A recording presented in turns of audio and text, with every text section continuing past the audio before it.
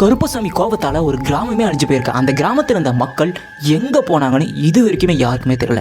இந்த கிராமம் தான் மொட்டை மலைப்பட்டி கிராமம். இந்த கோவிலில் இருக்க பூத கணங்களான அந்த சிலைகளை செய்யும் பொழுது சிற்பிகளுக்கு அந்த சிலைகள் எழுந்து நின்று பேசுகிற சத்தம் கேட்டிருக்கு.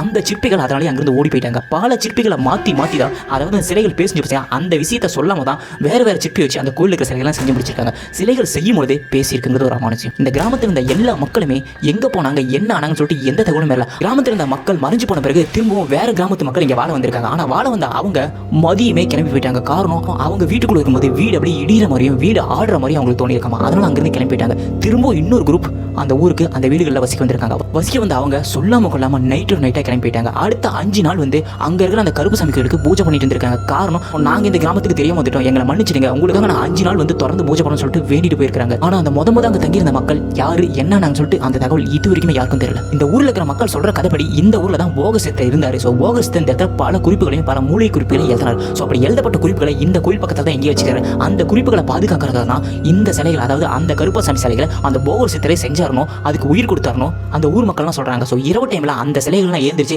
அந்த குறிப்புகளை பாதுகாக்கிறதாவும் இந்த ஊருக்குள்ள யாராவது வந்தாங்கன்னா அந்த கருப்பசாமி கோபத்தால அந்த கிராமமே அழிஞ்சு போயிடும். ஸோ அங்கே இருக்க எல்லாருமே ஓடி போயிடுறாங்கன்னு சொல்லிட்டு அந்த ஊர் மக்கள் சொல்றாங்க.